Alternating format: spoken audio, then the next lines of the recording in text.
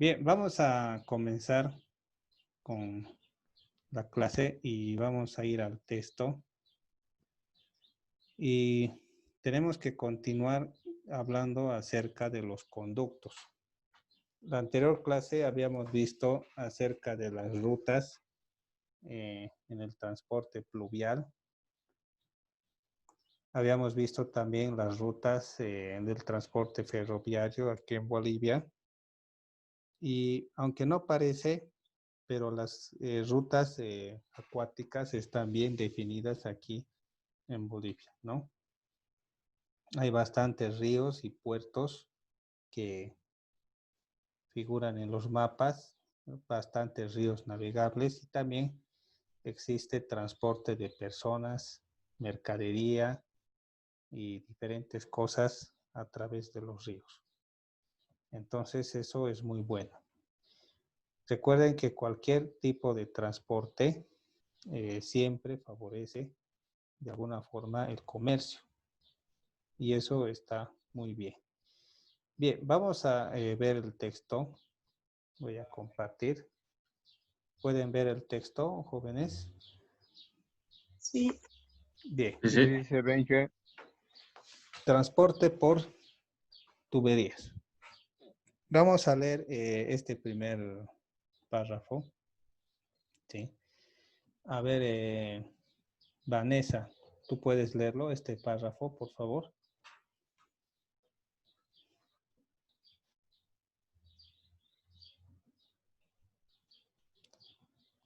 ¿Estás con audio?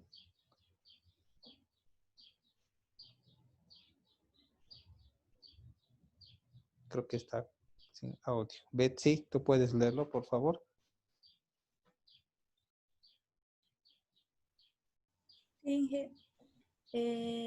Con la explotación creciente de los yacimientos de hidrocarburos, a finales del siglo XIX en Estados Unidos se comenzó a transportar el crudo desde los campos petrolíferos hasta los centros refineros, consumo y puertos de embarque a través de tuberías de gran diámetro y longitud llamadas oleoductos. Desde entonces, este tipo de transporte ha experimentado un notable auge. Bien, gracias, Betsy, ¿no? Entonces, ¿en qué consiste el transporte por tuberías? ¿Qué podríamos decir?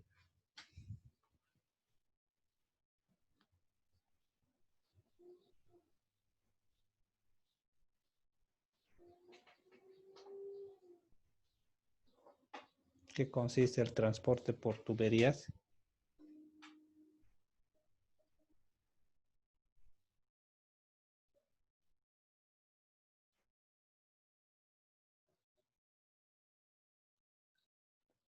¿Qué dirían jóvenes? ¿Qué consiste el transporte por tuberías?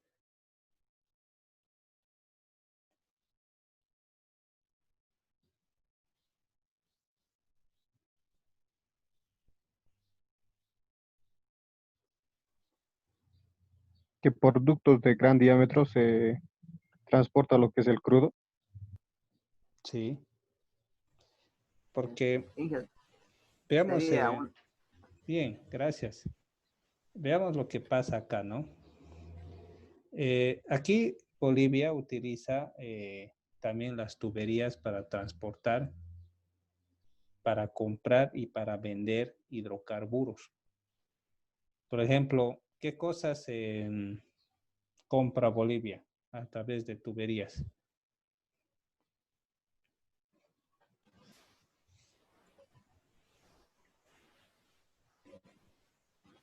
Creo que más bien a nosotros nos compran, Inge. Sí, pero hay también cosas que nosotros compramos. Gasolina. Sí, es verdad que podemos vender el petróleo, sí, por barriles, pero en otros países son los que los procesan y nosotros lo compramos procesado. Algunas cosas, ¿no? Algunos hidrocarburos, ¿sí? Pero también, como dijo su compañero, nosotros vendemos algunos hidrocarburos a otros países. Entonces, fíjense, ¿no? ¿Dónde se encuentran estos yacimientos de estos hidrocarburos?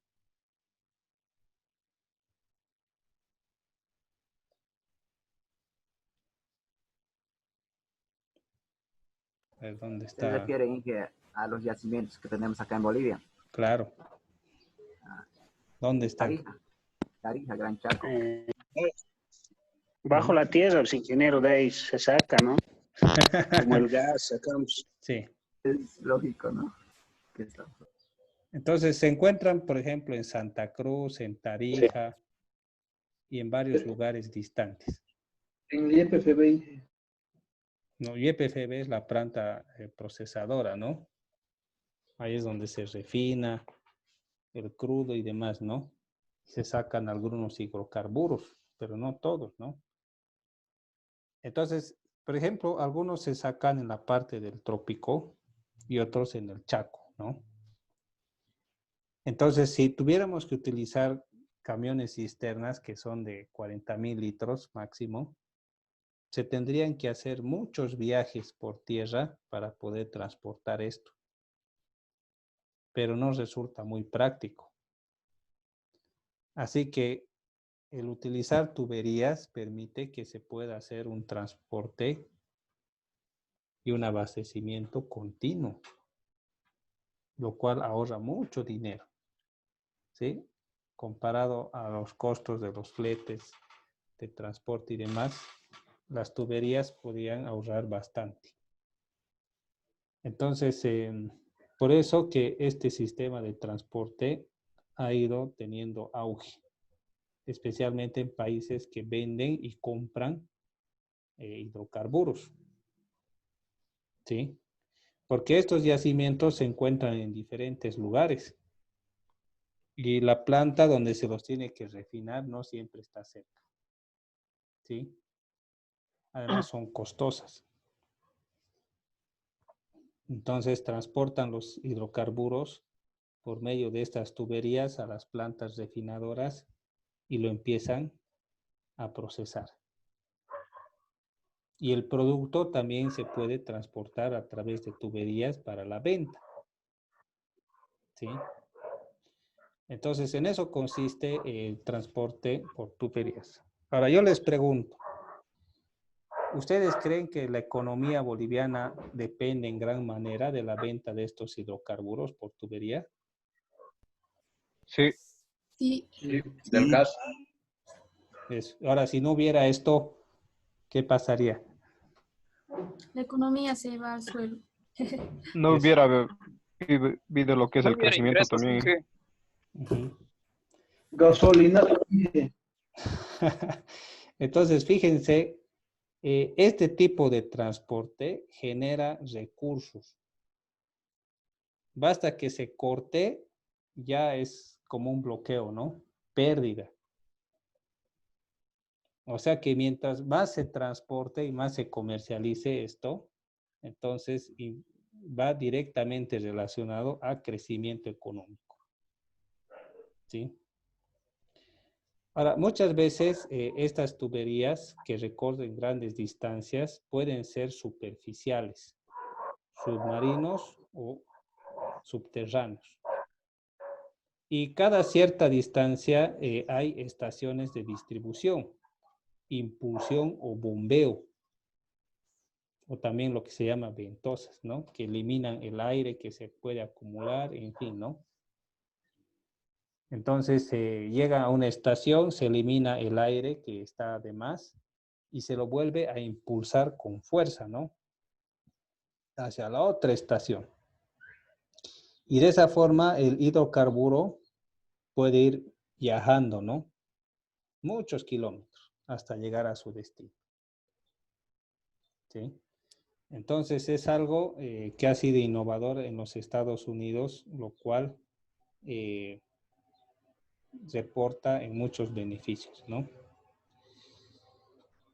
Fíjense, del transporte de crudos, se refiere al petróleo crudo, se pasó al de carburantes refinados.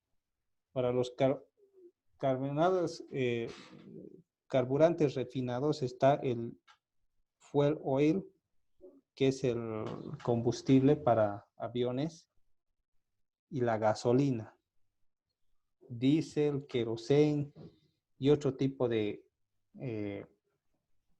productos que vienen a partir del petróleo. ¿Sí?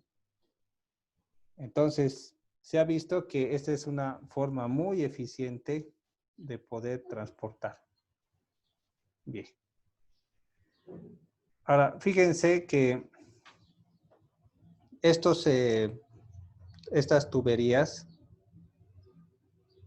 tienen diámetros hasta de 42 y 48 pulgadas, como 1 metro o 1,20. ¿Sí? Y las de distribución oscilan entre 18 y 22 pulgadas, ¿no? 40 o 70 centímetros. ¿Sí? Bien. Entonces, ahí tenemos algo de esto.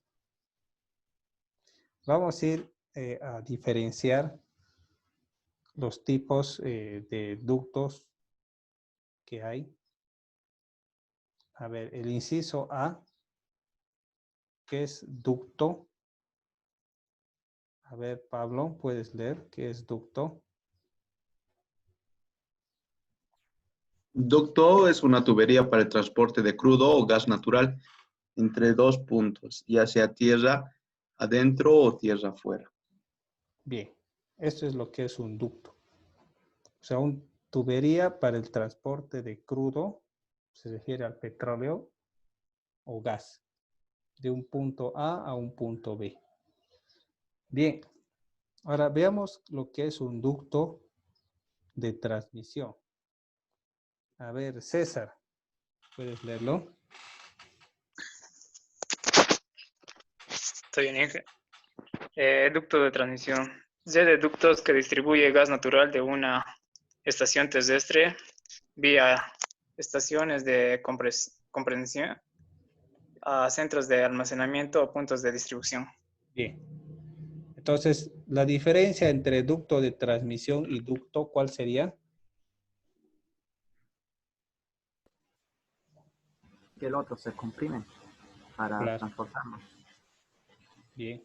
Necesita comprimirse para que pueda viajar, ¿no? Una larga distancia. ¿Sí?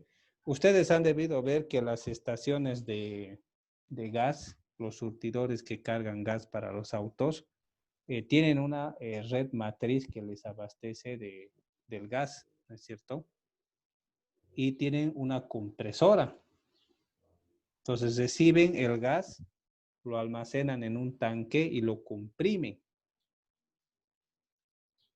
Y una vez comprimido, recién pueden cargarlo a las movilidades. Entonces esa es la idea, ¿no? De un ducto de transmisión. Simplemente transporta el gas a una estación de compresión. Bien. Ahora hablemos acerca de lo que es un oleoducto. A ver, Efraín, ¿puedes leerlo? Sí, oleoducto. Conducto de grandes dimensiones, provisto de estaciones de bombas situadas de trecho en trecho, que sirven para transportar el petróleo bruto desde los campos petrolíferos hasta las refinerías o puertos, o desde una u otra hasta los centros de consumo de distribución. Uh-huh. Entonces, a diferencia de un ducto, ¿qué hace el oleoducto? ¿Qué transporta el oleoducto? Petróleo. Eso, Jessica, petróleo. ¿Sí? Mientras que el ducto es para gas natural, ¿no?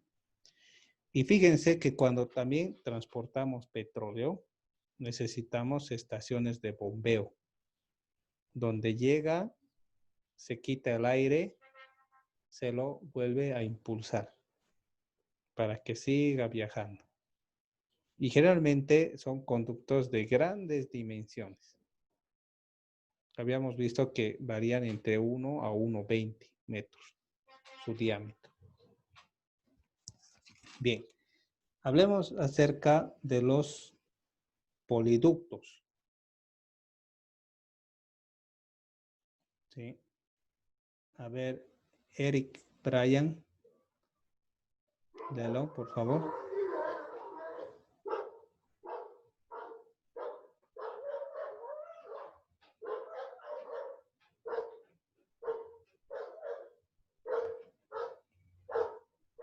A ver, Pedro, tú. Bien, ¿se escucha, Inge? Sí.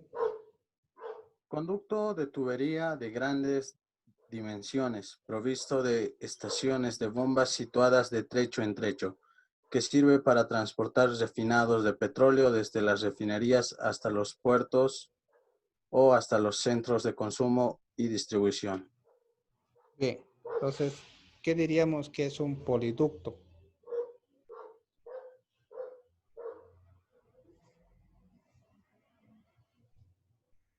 ¿Qué transporta el poliducto? Todos los Refinado. resultados que salen del También lo que es petróleo, el refinado. El refinado, o sea, el producto del petróleo, ¿no? Sí, sí.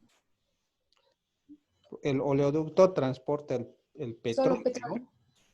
Pero el poliducto ya es el Derivados. producto, ¿no ve? Gasolina, diésel o lo que corresponda. ¿Sí? Y también tiene estaciones de bombeo. Bien, ahora se conocen bien. Gasoducto. A ver, Judith, léelo, por favor. Gasoductos.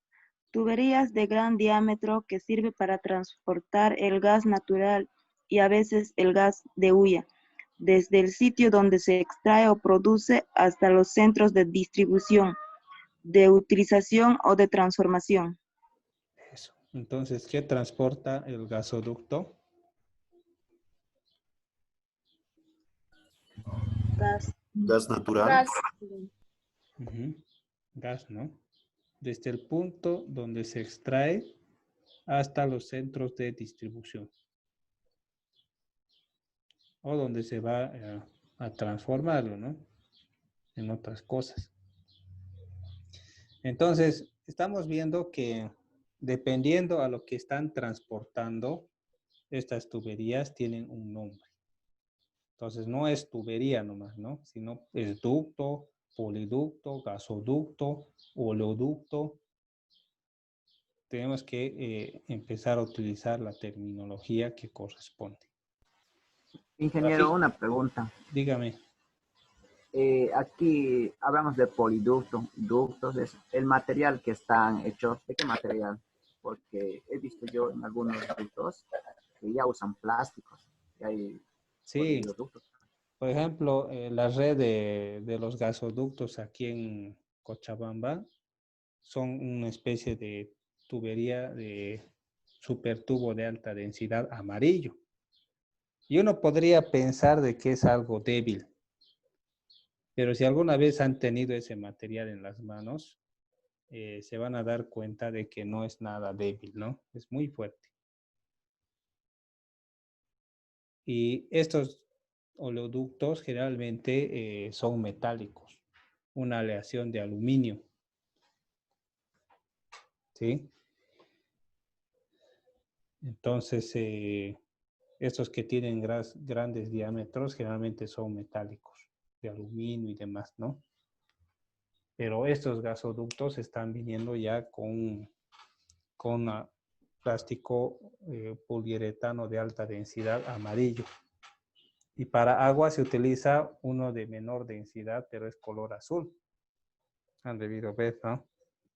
Casi es el mismo material, ¿no? Bien. Sí, incluso con termofusión, no sé, creo que se los une a esos materiales. Sí. Entonces tienen sus formas, porque no agarra el PVC a eso, ¿sí? No agarra el PVC. Tiene su forma de unir, sus propios accesorios. Y estos que hacen las conexiones de gas en las calles, solo hacen el tendido de las tuberías. Y viene personal de yacimientos donde ellos mismos hacen la unión, ¿sí? Porque tienen que ser uniones garantizadas. Y ellos tienen el equipo para unir esos tubos, ¿no? Bien. Fíjense, algunos, la Red Nacional de Ductos, gasoductos, oleoductos, poliductos, las refinerías. Algunas están en Sucre, en Cochabamba, en Santa Cruz, refinerías, ¿no? Donde se empieza a procesar, ¿no?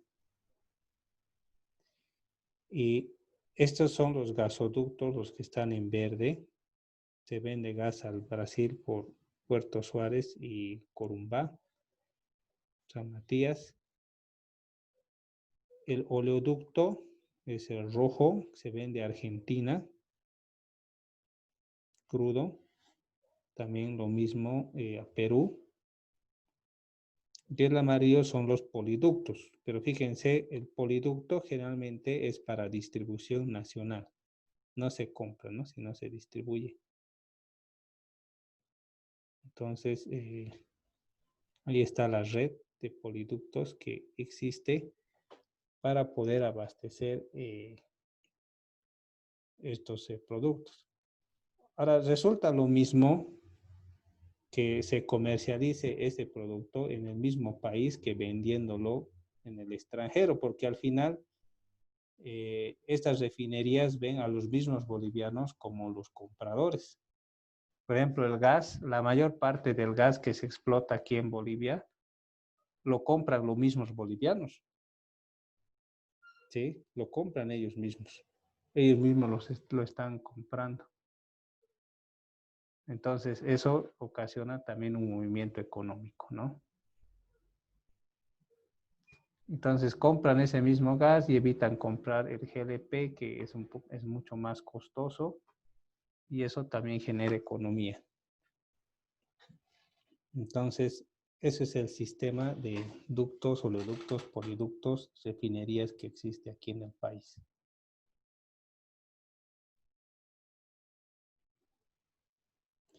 Bien, hay otra, lo que es la red interna de ductos.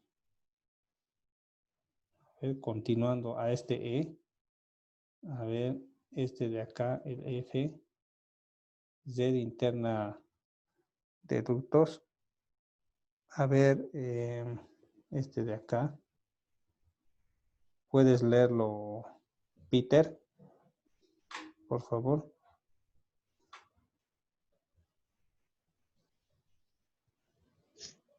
Red interna de ductos. Corresponde al transporte de hidrocarburos como los refinados de petróleo, gas natural y petróleo crudo, con destino al mercado interno. Claro. Como les estaba diciendo, los mismos bolivianos son los compradores de este producto. Y también ellos necesitan abastecerse, ¿no? Porque lo necesitan utilizar para el transporte y demás cosas, ¿no? Entonces, todo también gira en base al combustible. Ahora leamos la red externa de ductos. A ver, Miguel Fuentes. Red externa de ductos se refiere al transporte de hidrocarburos como el petróleo crudo, gas natural y refinado con destino al mercado externo. Claro. Entonces, el mercado externo también es una buena fuente, ¿no? De ingresos. Ahora, fíjense que en este gráfico ha ido aumentando bastante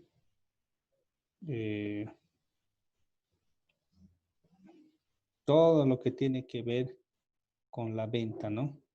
Bueno, las longitudes en primer lugar, aquí está el diámetro, las empresas, qué lugares están ubicadas estas redes.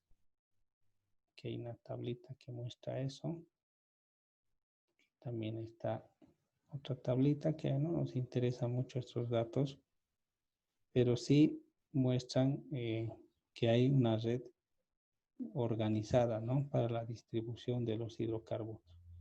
Ahora veamos la red de poliductos. Recuerden, ¿qué es lo que circula por los poliductos?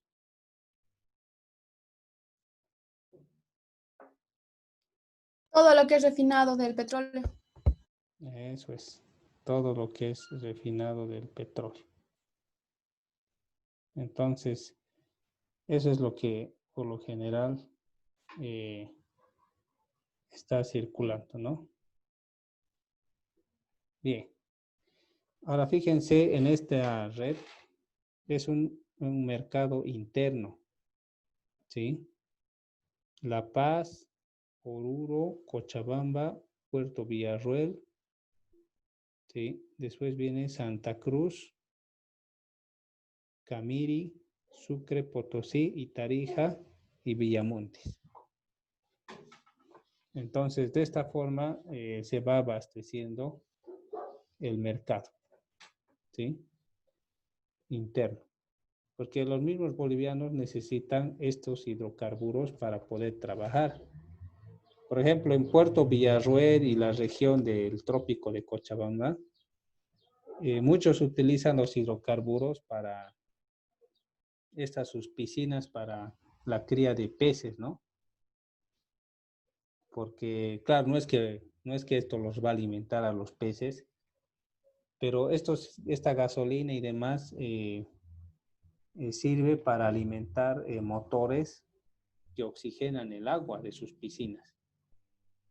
Entonces, de esa forma los peces pueden mantenerse vivos, ¿no? Y también sirve para el transporte.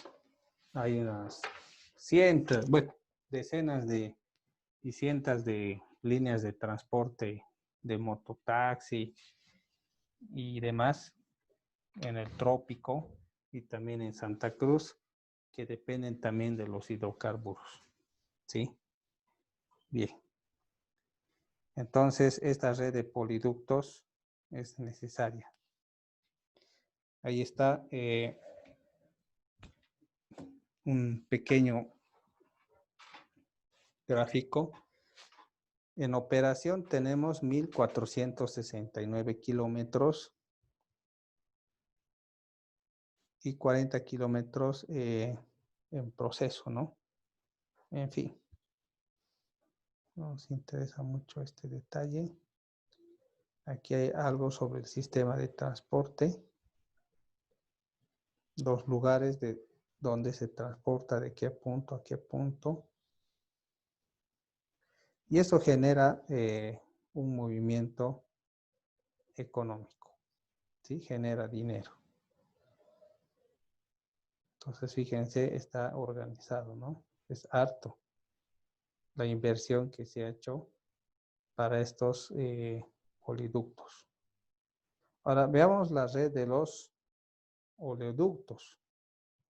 Recordemos qué es lo que transportan los oleoductos. El petróleo. Petróleo. Ahora, fíjense, hay una red de petróleo donde se vende el crudo, ¿no? Y también se lleva a las refinerías. Aquí en Cochabamba hay una refinería, en Sucre también hay, pero no se lleva ahí. Y en Santa Cruz también hay una refinería. Entonces, fíjense, todo esto es donde el crudo empieza a ser transportado a las refinerías y también es transportado para la venta a Arica, ¿no?, Chile, y aquí en Yacuiba.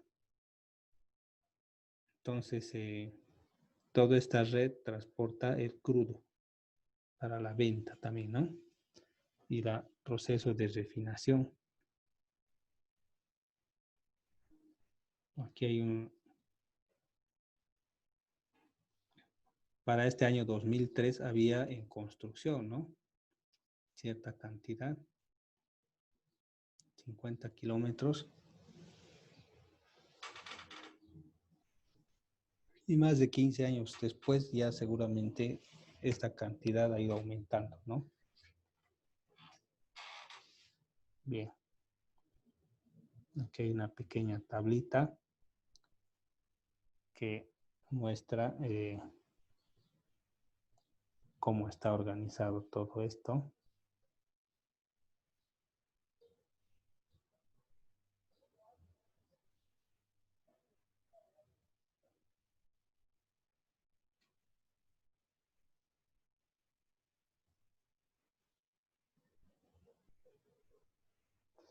Vamos a ver la red de los gasoductos.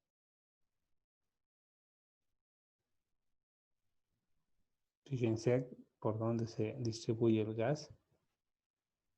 Casi prácticamente por donde están los oleoductos y un poquito más. Y esto ha ido aumentando, ¿no? Esto es para el año 2003, pero esto ha ido creciendo. Entonces, por todo esto se va distribuyendo el gas. Sí, al mercado interno. Y el gas es lo que más se consume, ¿no?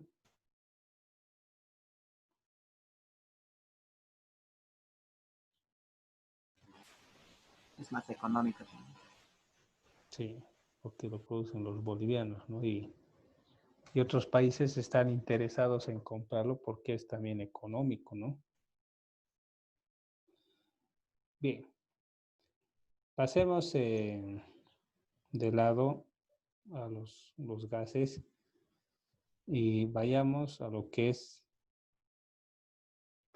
el transporte aéreo. ¿Sí? Vamos a hablar un poco acerca de la historia del transporte aéreo. A ver, Iris, ¿puedes leerlo, por favor? María. ¿Está bien, Inge? ¿Me escucha? Sí. Transporte aéreo. Los primeros servicios aéreos de transporte de pasajeros empezaron en 1913, cuando los zeppelines comenzaron a cubrir grandes proyectos entre varias ciudades alemanas. El primer servicio programado para el transporte de pasajeros comenzó en Estados Unidos en 1914. En India, Europa y Estados Unidos hubo vuelos experimentales de correo aéreo antes de la Primera Guerra Mundial, pero los servicios de transporte aéreo regulares no quedaron establecidos hasta después de la guerra. Bien. Entonces, 1914, los primeros servicios mediante los teledirigibles, ¿no? Los Zeppelin. En 1918 se puso el primer servicio aéreo programado en Estados Unidos. 1918, ¿no? Imagínense, ya ha pasado más de 100 años de eso. Entonces, en 1929, las líneas aéreas Imperial Airways atendían ya una ruta comercial a la India. Y otros países empezaron a ofrecer servicios combinados de correo, carga, pasajeros a colonias y países lejanos. ¿Sí? Bien, vamos a ver qué es lo que pasa en Bolivia. En Bolivia, fíjense, en el año 1913, los hermanos Rapini intentaron infructuosamente en el aire enrarecido en el alto, usando un aparato Blériot de 50 caballos de fuerza, pero no han podido, ¿no? Hasta que en el año 1917, un piloto italiano, Andrés Township, construyó un aeroplano en La Paz con el nombre de Cóndor, y este aparato fue diseñado por el célebre diseñador Harlebs, utilizado un motor de tipo Angus de 10 caballos de fuerza, ¿no? Entonces, desde ahí se intentó otro vuelo. Más adelante, en el año 1920, recién hubo un vuelo satisfactorio. cuando un capitán norteamericano, Donald Hudson, voló por primera vez sobre los cielos de La Paz en una máquina Curtiss Wasp modelo de 400 caballos de fuerza, ¿no?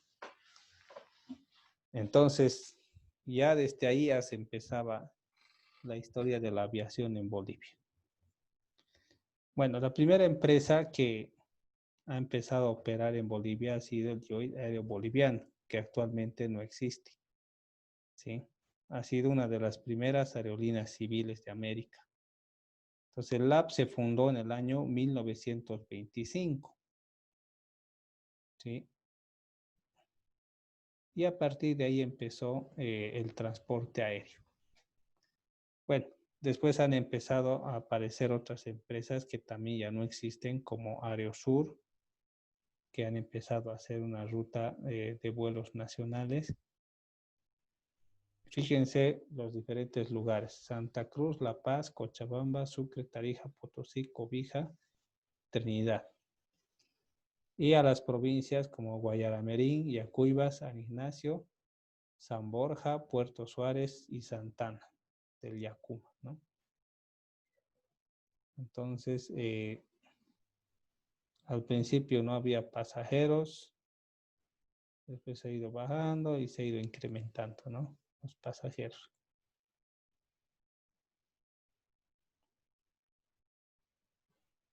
Bien. Vamos a ver los diferentes tipos de aviones. Bueno, estos son aviones que se han utilizado en aquellos tiempos. Ahora la empresa BOA ya tiene otro tipo de aviones más modernos, pero estos eran los aviones americanos de la línea Boeing. O sea, esta es la marca. B se refiere de Boeing, 727 el modelo, y este 100 de acá es la cantidad de pasajeros máxima. Este avión puede llevar hasta 100 pasajeros, ¿sí? Y esos son su placa, ¿no? Este otro, Boeing 727, también de 100 pasajeros, ¿no?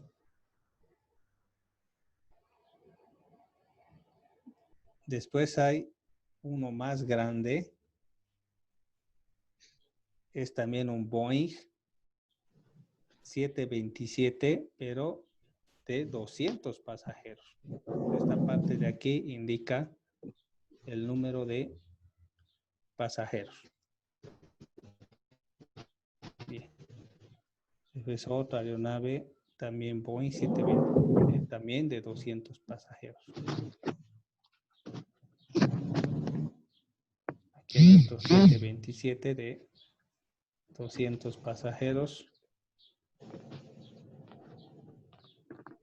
Y había unos aviones más pequeños, como el Fokker F-27, que podía llegar a una cosa de 20 a 25 pasajeros, ¿no? Y este avión es el que hacía los servicios a Guayaramerín, a San Ignacio, a Santana del Yacuma, y esos aeropuertos que son chicos, ¿no? Porque estos aviones grandes no pueden aterrizar ahí. A lo mucho llegan a la ciudad, ¿no? Pero si quieren aterrizar en San Ignacio, por ejemplo, no hay ni siquiera pista establecida, ¿no? Creo que la pista que está ahí ¿cómo se llama este pueblo? Chimoré, en el trópico, es mejor pista, ¿no? Que la de esos lugares.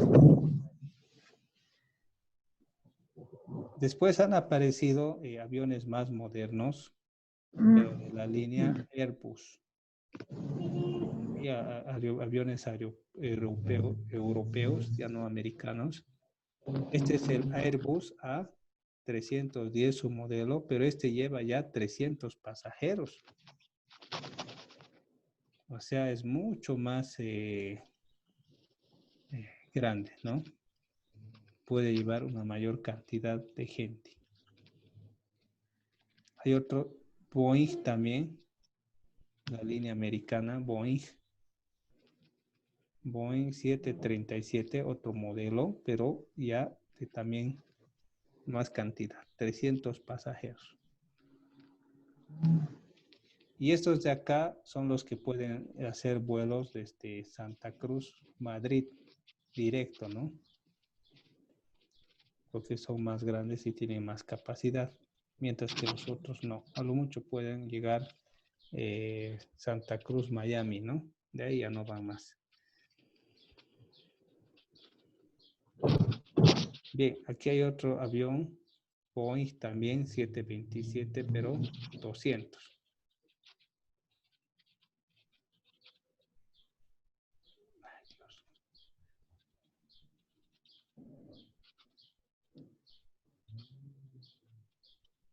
Bien, aquí tenemos otro 737, también 300.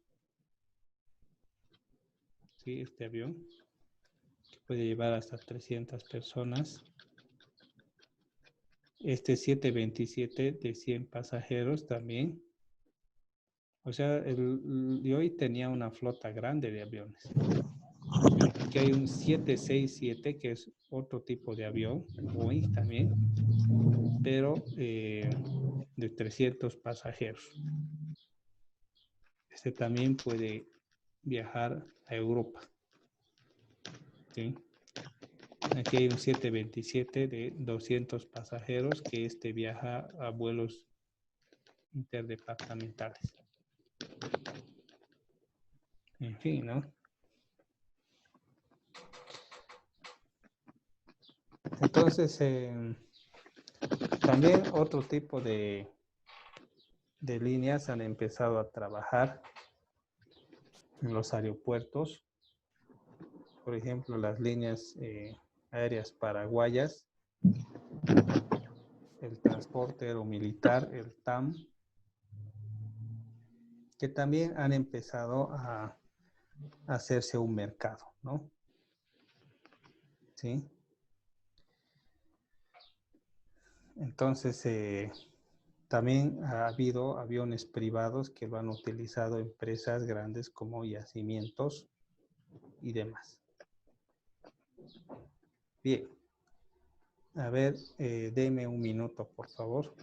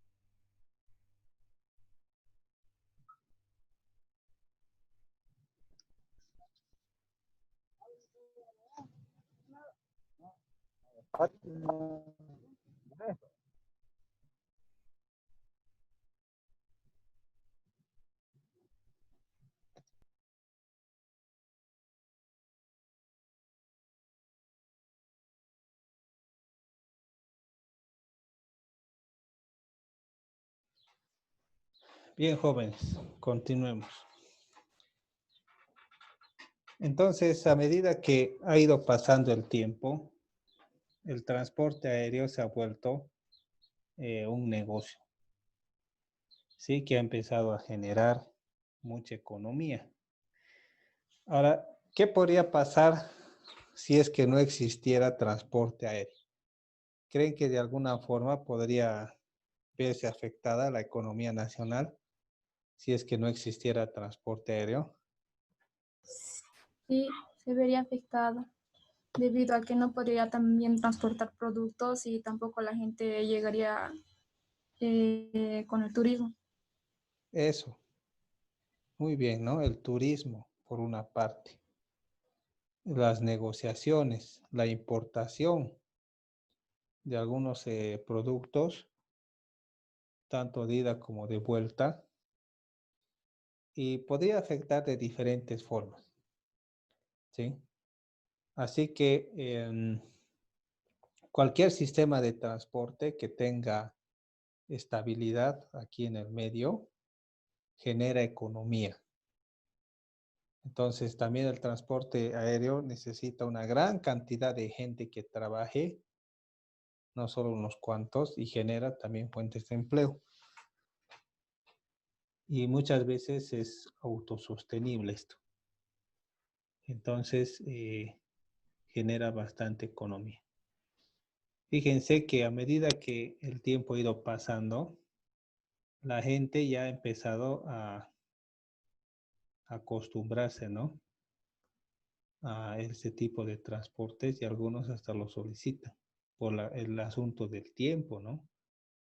Entonces hay gente que necesita estar rápido en cierto lugar a cierta hora y si la flota tarda mucho, pues prefieren ir en avión, ¿no? Que un viaje en avión a Santa Cruz está entre una media hora aproximadamente y entre los tiempos de aeropuertos y demás puede tardar máximo unas 2 o 3 horas, ¿no?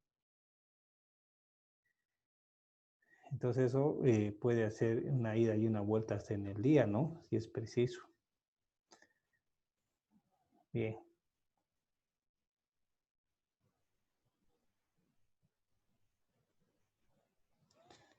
Entonces, si hablamos de los aeropuertos o cómo está organizado esto, hay una infraestructura aeroportuaria que funciona aquí en Bolivia.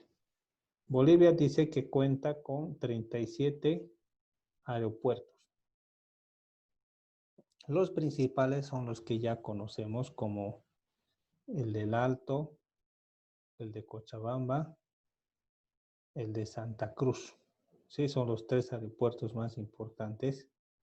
El de Santa Cruz y del Alto son aeropuertos internacionales. ¿Sí? Y hay una empresa que administra estos, que es la empresa de servicios aeroportuarios bolivianos, SAPSA. ¿Sí? Entonces, esta empresa administra los aeropuertos.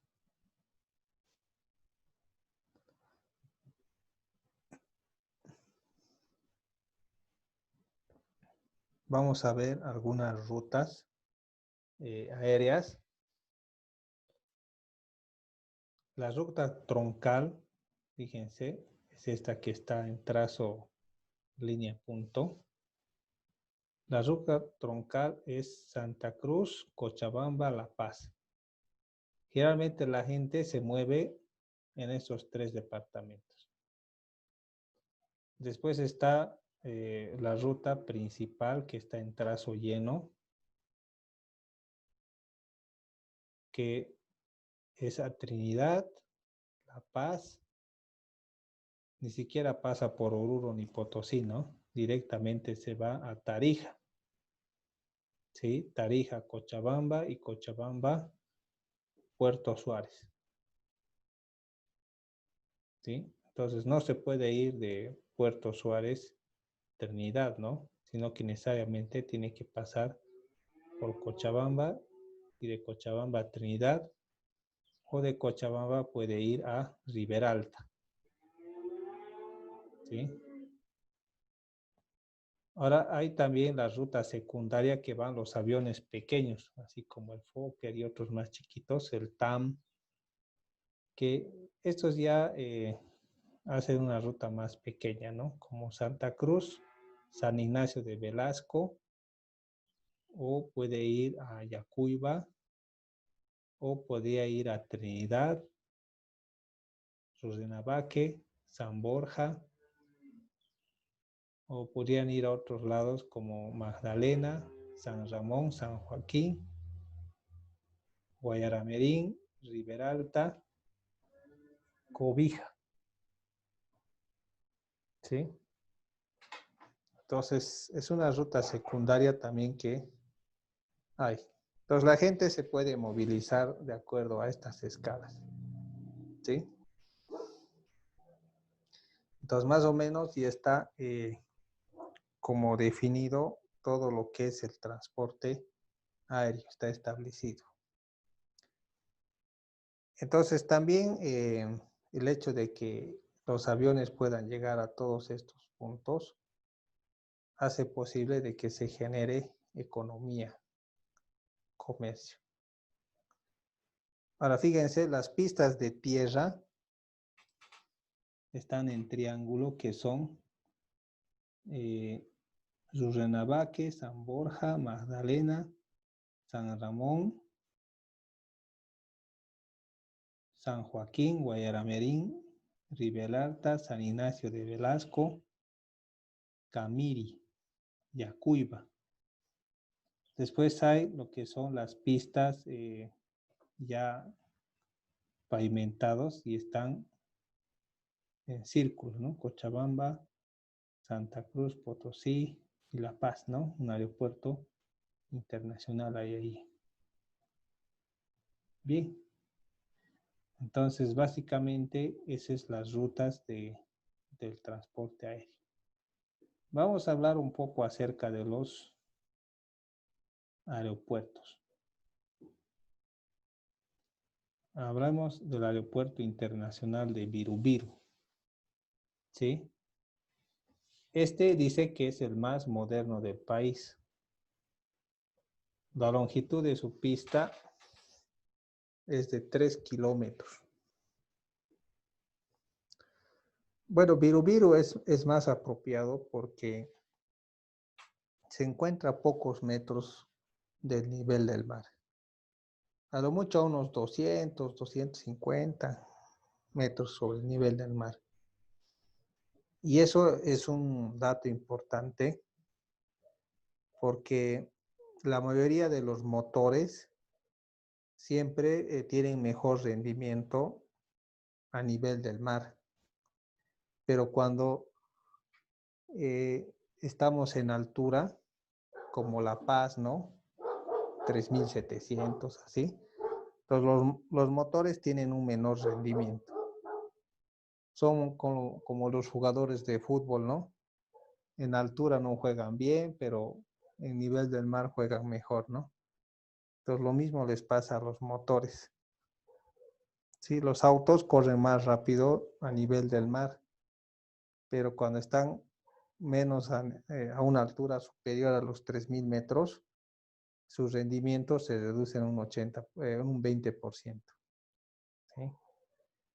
Entonces, por eso Birubiru se ha convertido en un aeropuerto importante por su elevación sobre el nivel del mar. Porque hay aviones que podrían llegar a La Paz, podrían aterrizar, pero ya no despegan, ¿no? Con pasajeros. Y hacer volar a un avión vacío es una pérdida total de dinero, ¿no? Porque el costo del combustible es carísimo, ¿no? Y todos los servicios que se hacen para que un avión despegue y viaje es caro y se necesita llevar pasajeros para poder ser rentable, ¿no? Bien. Entonces, la temperatura 31 grados y está bajo algunas normas. Ahí hay algunos detalles. Miren, el ancho de la pista es 45 metros, pavimento rígido, 3.500 metros de longitud. Tiene su capa de rodaje, porque no solamente es una pista, ¿no? Sino que también tiene un sistema de caminos donde los aviones que han aterrizado se van desplazando por un camino y los que van a entrar a la pista también van por otro lado. Y mientras tanto otros están aterrizando. Así el aeropuerto puede mantenerse constantemente en funcionamiento y no esperar, ¿no?, a que uno aterrice, vaya a parquearse y recién sale el otro, no, sino que basta que uno aterrice, el otro ya puede estar preparándose para despegar. Entonces una sincronización y esa red de pistas de rodaje hace posible que se pueda hacer, aprovechar el aeropuerto de forma más eficiente. Bueno, aquí hay unos nombres de calles de rodaje auxiliares, como les decía, y las plataformas. La plataforma principal, donde se cargan los pasajeros, donde se hace la carga de cosas, en fin, ¿no? Y tienen sus torres de control, ¿no? Donde se mantienen comunicados. Bien. Fíjense que en el alto se tienen 4 pistas de aterrizaje de 4.000 metros y de 2.000 metros. ¿Por qué son más largas estas pistas? Como a nivel del mar los motores tienen menos capacidad, se quieren los aviones también correr más pista para conseguir la velocidad que requieren y así poder elevarse, ¿no?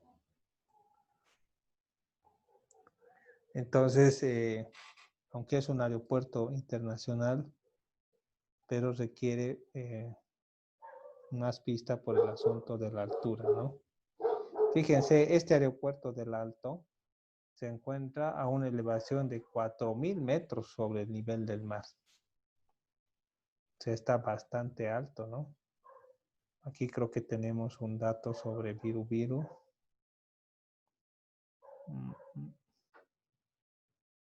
No. No, hay un dato sobre el nivel del mar, no.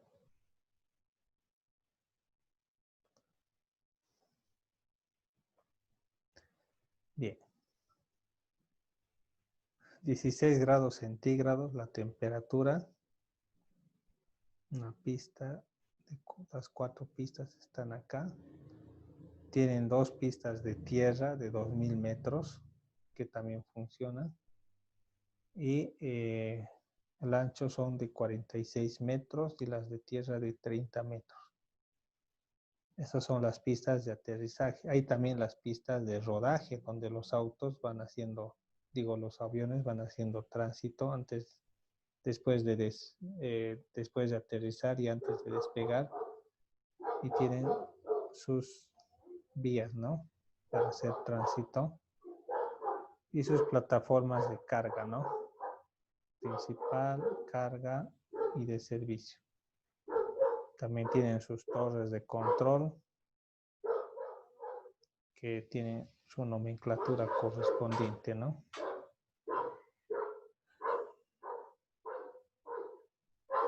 Bien. Bien, jóvenes. Ahora sí, podemos sacar la evidencia. Así que les voy a pedir que puedan prender sus cámaras.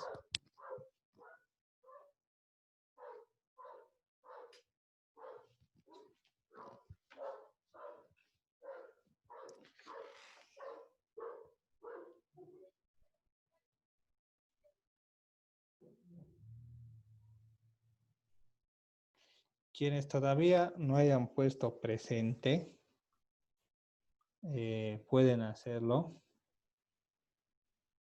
ahora a fin de que los pueda tomar en cuenta en la lista de asistencia.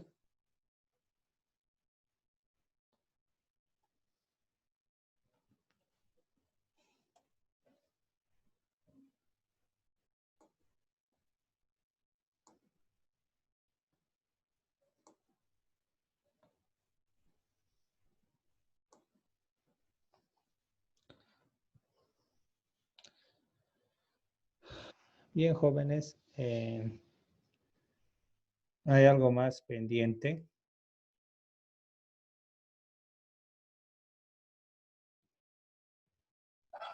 Inge, lo del Classroom.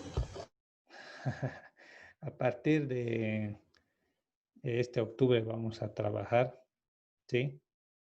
No se preocupen, ya hay una instrucción de parte de la universidad para trabajar a partir de octubre.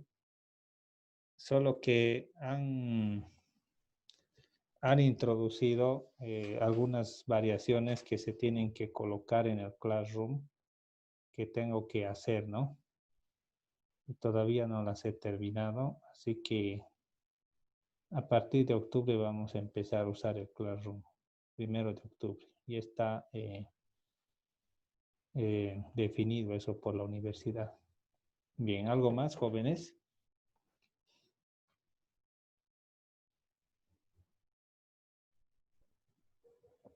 Bien. Entonces, conmigo nos veríamos la siguiente semana, el viernes, ¿no? El viernes todavía tenemos clases. Bien, jóvenes. Quedamos acá. Entonces, nos vemos el día viernes. Hasta luego, Inge. Chao. Hasta luego. Hasta luego, Inge.